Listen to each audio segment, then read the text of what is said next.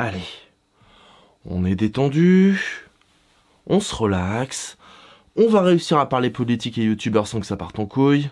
Allez, on y croit.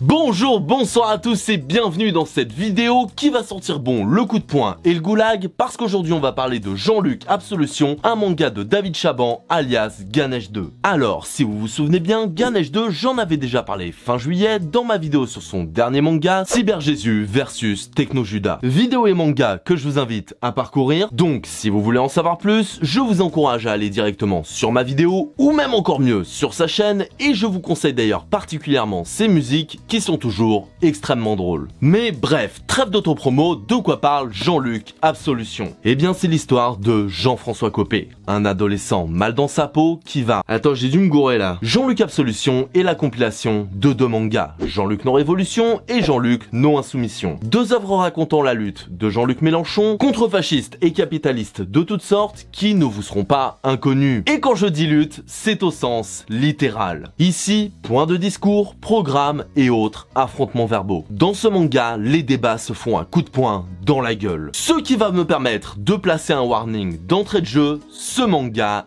est politique. Une politique de gauche. Alors étant moi-même un dangereux botch islamo-fémi-gauchiste, fatalement ça me parle. Mais si vous, derrière votre écran, vous êtes plutôt de l'autre bord du spectre politique, cette vidéo risque de vous faire grincer des dents. Alors, rassurez-vous, on est entre personnes civilisées et chacun a le droit d'avoir son propre avis. Et même si vous êtes du genre à penser que le PS c'est encore de gauche ou que Macron est centriste, je vous invite quand même à rester. Déjà pour l'algo YouTube, mais surtout parce qu'avoir l'avis de quelqu'un de différent de soi, ben ça fait jamais de mal. C'est toujours intéressant et ça peut ouvrir l'esprit. Donc installe-toi tranquillement, lâche le pouce que tu veux et désolé d'avance pour les pics, mais t'inquiète, ça va bien se passer. Bon, après cette aparté longue mais nécessaire, qu'est-ce que j'ai pensé du manga? Bah c'est génial. En commençant, Absolution, la première chose qui frappe, c'est bien évidemment le dessin.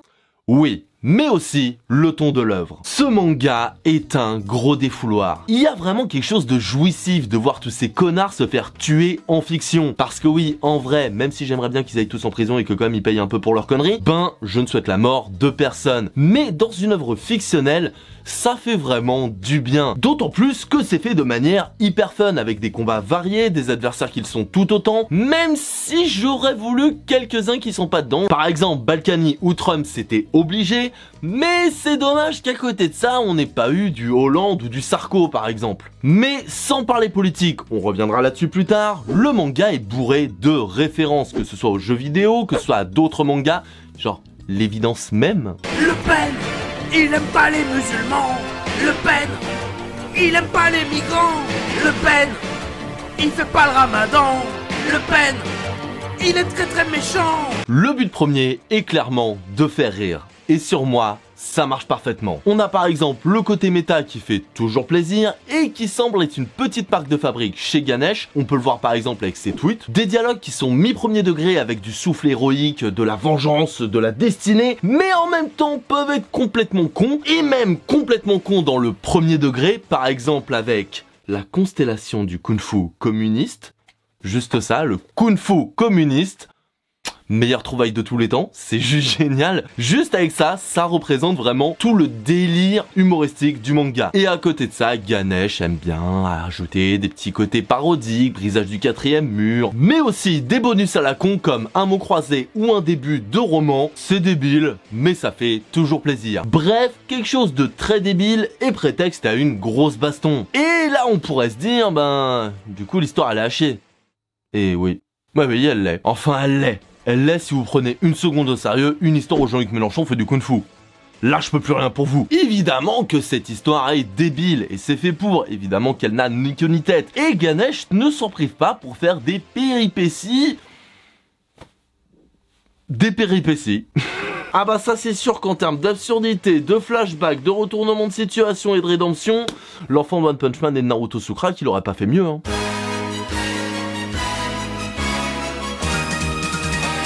mais déjà, comme vous avez pu vous en rendre compte, c'est l'une des forces du manga. C'est débile, l'histoire n'a aucun sens ou logique, mais c'est ça qui est bon. Et ce n'est pas grave, parce que oui, malgré l'histoire prétexte, malgré le côté gogol, malgré le côté régressif, il y a un vrai fond politique. Ça va aller, respire. Ben déjà, quand dès le début du manga, Mélenchon vient buter les députés qui veulent augmenter leur salaire de 500%, ok, tu sens que c'est pour le délire, mais qu'il y a un petit sous-texte derrière. Chaque adversaire de Mélenchon est un adversaire de Ganesh. Ça, c'est évident. Que ce soit le côté « je paye pas mes impôts en France, je roublarde tout le monde et je fais de la merde avec Balkany », que ce soit le côté « j'ai trahi la gauche et maintenant je lèche le rectum de la droite avec Jean-Vincent Placé », que ce soit dans les alliés ou les ennemis de Jean-Luc, tu sens vraiment que c'est Ganesh qui parle à travers lui. Et d'ailleurs, j'avais dit tout à l'heure que ça aurait été sympa d'avoir d'autres ennemis, plus d'ennemis genre Sarko et tout, mais bah j'aurais bien voulu plus d'alliés aussi, ça aurait été sympa. Mais c'est pas si grave, parce qu'au final, il y a énormément de références à des personnages politiques de gauche, donc ça va. Mais attends, je comprends pas, Ganesh 2 il est de droite, il fait les Jean-Marie Le Pen Gaming. C'est cela... Oui. Bon déjà, le côté Ganesh 2 de gauche, il suffit d'avoir écouté une seule de ses musiques et t'es au courant. Mais si t'avais des doutes, lis ce manga et tu seras totalement sûr. Il y a vraiment des blagues politiques qui sont superbes. Par exemple, pour vous en donner une seule, comme ça vous voyez, il y a un journaliste qui dit « C'est pas un groupe terroriste, alors comment expliquer sa folie meurtrière ?» J'adore ce genre de petites piques. Moi je kiffe. Bon, je vais pas vous en donner d'autres pour quand même que vous ayez le plaisir de la lecture, mais on peut voir avec ce manga, bah déjà, que Ganesh est de gauche, sans déconner, mais surtout sa vision du monde politique. On le voyait déjà dans ses vidéos, mais là, sous un autre format et un autre angle, et je trouve d'avoir un point de vue différent, c'est toujours intéressant. D'ailleurs, est-ce que vous savez qu'en 1936, c'était l'arrivée des congés payés ? C'est dingue, non? Et attention, petite partie spoiler. N'hésitez pas à aller à ce timecode si jamais vous voulez rien savoir de la fin du manga. Mais je vais en parler dans 3, 2, 1. Le fils de Staline est une très bonne idée que je trouve malheureusement pas assez exploitée. Dans le sens où, tout le manga, je voyais Jean-Luc en train de défoncer tout le monde au nom du communisme et tout ça, c'était trop cool avec ouais, vas-y, bute Balkany et tout machin. Mais au fur et à mesure du manga, il y avait un côté un peu trop, communiste justement. J'ai rien contre le communisme, mais... Tu voyais que Jean-Luc était du côté communiste staliniste de la force, genre ses anciens potes ils disaient que Staline c'était le plus grand des kung-fu communistes, genre de trucs et machin, et j'étais en mode oui d'accord la gauche c'est bien mais peut-être les goulags tout ça c'est pas ouf quoi. Mais je me suis dit ah c'est pour le délire, mais il y avait une petite voix dans ma tête qui me disait non c'est trop gros, il va faire quelque chose de ça, c'est obligé. Et quand on a vu le fils de Staline, ben ça l'a confirmé. Et le fait que le personnage de Jean-Luc dans le manga s'émancipe de la pensée communiste de base pour aller vers l'insoumission, déjà moi je trouve que c'est une très belle métaphore du parcours du vrai Jean-Luc Mélenchon, mais aussi pour le spectateur ça fait comprendre que déjà on peut faire des erreurs, on peut être trop extrême et surtout que notre pensée évolue. Si jamais le côté grande gueule de Mélenchon, le côté tribun comme les médias adorent nous le rappeler, peut vous faire peur, ce que je peux comprendre, eh bien le manga nous dit tout simplement que Jean-Luc a évolué et donc qu'il allait vers autre chose, et que nous aussi donc on peut aller vers autre chose. Déjà vers lui, mais vous n'êtes pas obligé, vous faites ce que vous voulez encore une fois, mais aussi qu'affiner sa pensée c'est toujours important, sans perdre l'objectif principal de vue, à savoir pour Jean-Luc Mélenchon dans le manga c'est l'égalité, sauver la France et faire en sorte que les riches arrêtent de accaparer tout le pouvoir, c'est l'objectif de base, mais il va évoluer au fur et à mesure du manga.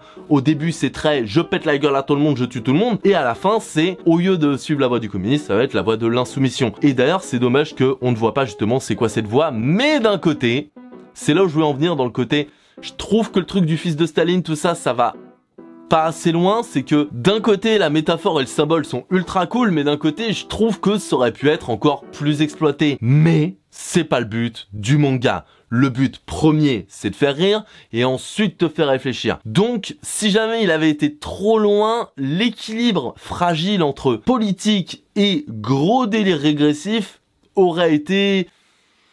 brisé. Donc, même si je trouve ça dommage, je comprends totalement pourquoi il a fait ça comme ça. Ceci est la fin de la zone spoiler. On va donc pouvoir parler du point le plus visible du manga, le dessin. Et c'est sûr, comme j'ai dit pour Cyber Jésus versus Techno Judas, il y a pas mal de problèmes. Parfois les dessins sont pas les plus beaux possibles, avec des mauvaises perspectives ou avec des têtes assez cheloues, bref, quelque chose qui fait plus amateur que professionnel. Mais déjà, même si c'est clairement pas parfait, pour un mec tout seul, c'est déjà incroyable, je trouve, et surtout quand tu sais que la deuxième partie, il l'a fait en 3 mois. 3 mois? Sachant pour que t'aies une idée que ce côté-là c'est la première partie et ce côté-là c'est la deuxième, tu vois un peu le bordel que ça a dû être de faire ça en 3 mois. Et même si ça se voit un peu par-ci par-là, en vrai moi je suis grave impressionné et encore une fois je ferai pas mieux moi-même. Loin de là, encore une fois on se rappelle, hein, petit trait, petit rond pour faire un bonhomme.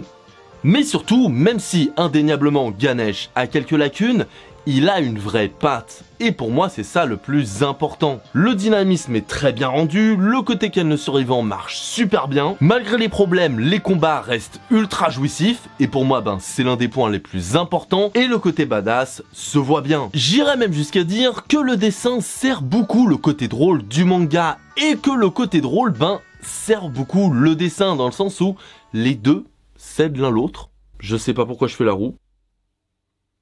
Bref, pas le dessin le plus parfait, mais qui a une patte et qui sert bien son propos. Donc ça passe bien pour moi. Faites place à Balkany. Quelle classe, Monsieur Balkany. Pour conclure, si vous êtes pas trop con, vous avez compris que je vous conseille Jean-Luc Absolution. Et contrairement à Cyber Jésus versus Techno Judas, que je ne conseillais pas à tout le monde dû au ton du manga et au dessin, et bien ici, pour moi, le ton et le dessin sont bien plus accessibles à un plus grand nombre. Bon après faut être un minimum de gauche quand même, hein, faut pas déconner. Par contre tu vas me dire, et t'auras raison, que je suis un peu débile d'avoir commencé par le dernier au lieu de commencer par l'un des premiers. Et c'est vrai, mais je trouve que ce manga n'a pas à rougir de son successeur. Et même si les comparés seraient assez débiles étant donné la différence de ton entre les deux œuvres, franchement, les deux sont grave cool. Donc en ce qui concerne ce Jean-Luc Absolution, si vous êtes un minimum de gauche, que vous aimez bien rigoler et que les références au manga vous font rire, n'hésitez pas parce que c'est vraiment de la balle. Et pour ceux qui seraient rebutés par la taille, je trouve que ça se lit super vite. Un peu trop d'ailleurs, j'en voudrais plus. D'ailleurs Ganesh, t'avais pas promis un 3e tome avec un combat contre Le Pen, hein? Il est où? Et voilà, cette vidéo est terminée, j'espère qu'elle vous aura plu. Dans tous les cas, n'hésitez pas à me donner vos avis sur la vidéo et les mangas de Ganesh 2, ou même sa chaîne, dans les commentaires. Si ce Jean-Luc Absolution, ou même l'un de ses autres mangas vous intéresse, j'ai mis un lien pour sa boutique dans la description. Donc, n'hésitez pas. N'hésitez pas non plus à aller sur sa chaîne pour voir ce qu'il fait, c'est vraiment très cool. Et n'hésitez pas non plus à vous abonner, liker, partager et activer la petite cloche pour cette chaîne-ci, à savoir la mienne. Ce serait merveilleux. Enfin bref, c'était le bordel. Je voulais faire une vidéo un peu courte comme celle de Cyber Jésus versus Techno Judas, mais je suis un peu parti en couille, j'ai l'impression. Donc j'espère quand même encore une fois que ça vous aura plu. Et je vais aller de ce pas monter cette vidéo. Donc en attendant la prochaine fois, passez une excellente journée, soirée, insérer votre espace-temps. Ah, et j'avais oublié.